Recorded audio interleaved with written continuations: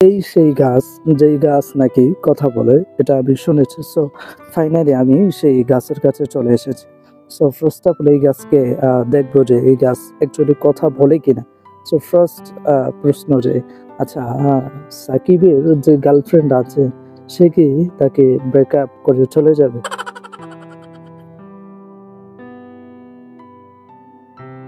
আপনারা কি মনে করেছেন এই গাছ কথা বলতেছে?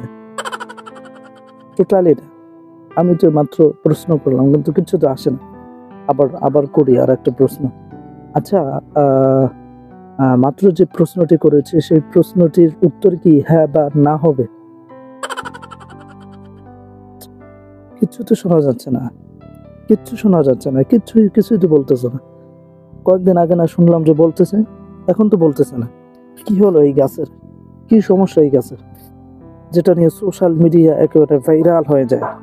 এটা আমি জানতাম যে এটা টোটালি একটা মানে ভণ্ডামি। মানুষ এটাকে মানে তিলকে তাল বানিয়ে তারপরে ছেড়ে দিয়েছে। এই ঘটনাটা কিভাবে ছড়ায় জানেন?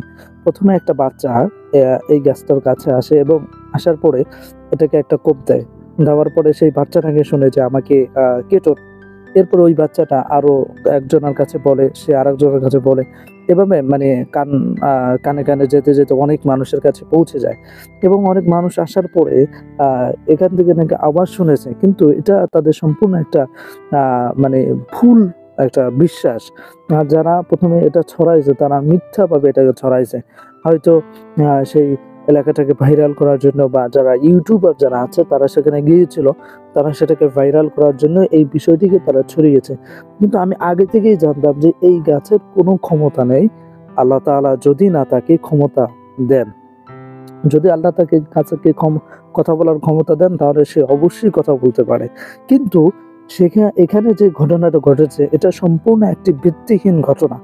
এটা তিলকে তাল বানিয়ে ফেলা হয়েছে এবং সেই যে বাচ্চাটা যার কারণে বিষয়টি ভাইরাল হয়েছে সেটা আপনারা দেখেছেন যে সেই বাচ্চাটি যে বলেছে সেও ততটুকু, একটা বাচ্চার কথা কতটুকু আমরা বিশ্বাস করতে পারি? ছোট্ট একটা বাচ্চা, সে আহ, কি বোঝে? আর সে হয়তো মিথ্যা একটা কথা বলে দিতে পারে। সো এটাকে কেন্দ্র করে পুরো সোশ্যাল মিডিয়া এলাকার সকল মানুষ আপনার এই গাছের জন্য একটা পাগল পারা হয়ে গেছে। এটা যদি অন্য জেলায় হতো, বিশেষ করে সুরেশ্বরী বা ফরিদপুর টাইপের এই এলাকাগুলো যদি হতো, তাহলে কি হতো, এখানে মাজার শুরু হয়ে যেত। আহ চলে আসতো গাছ বাবা, পীর বাবা, আব্বা বাবা, মা বাবা, কত বাবা যে আছে সব এখানে চলে আসতো। কিন্তু আলহামদুলিল্লাহ এই গাছের নিকটে এখন পর্যন্ত সবাইকে আসতে নিষেধ করা হয়েছে এবং যারা ভালো ইউটিউবার যারা আছে তারা এটাকে ছড়িয়ে দিয়েছে যে এটা সম্পূর্ণ একটি ভিত্তিহীন ঘটনা। আপনারা চাইলে এসে দেখতে পারেন। সো আজকে আমি একেবারে সরাসরি দেখার জন্য এখানে চলে আসলাম। সো এটা সম্পূর্ণ ভিত্তিহীন একটি ঘটনা। এই ঘটনা আপনারা অবশ্যই কান দেবেন না। Okay, that's it. Thanks for watching this video and see you in the next video. Allah Hafiz.